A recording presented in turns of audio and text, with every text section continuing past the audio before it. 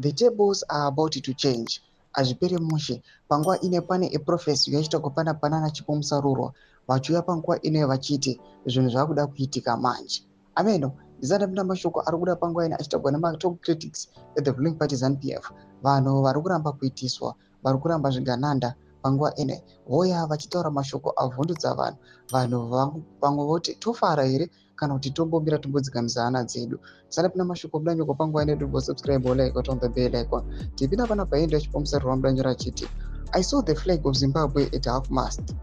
I saw something rising like dust, broken like a crust, and it happened so fast. I'm telling you what I saw, but I've seen it 3 times before. The trajectory is about to change. I'm God sent. The hand of God is upon us.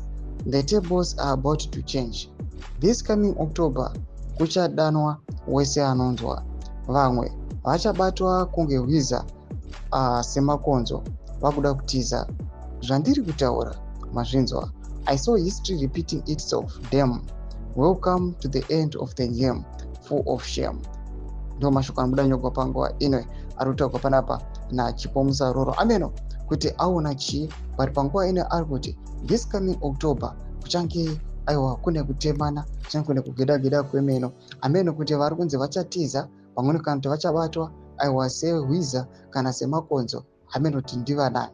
But panguva ino achitaura achiti my tables are about to turn, things are about to change. Ameno kuti vari kuti vakomana vaone. Tikuona kuti these are people, critics anoonekwa kunzi competitors epolitics yenyika yeZimbabwe vari kuuya vachitaura these utterances panguva ine iri kuonekwa kunzi chaos yoitika the ruling party ZANU-PF pachayo vachirwisana as if pamwe vari kufaitana neopposition. Iri kutoshamisa kuti the own party pachayoga yava nemafactional fights panguva ine ekuti kunyange neopposition yakumbotarira yoti chimboitai zvenyu timboona. Pinda comment section medu mutudze mafunguro enyu kuti kudii pamusoro pechitiko ichi.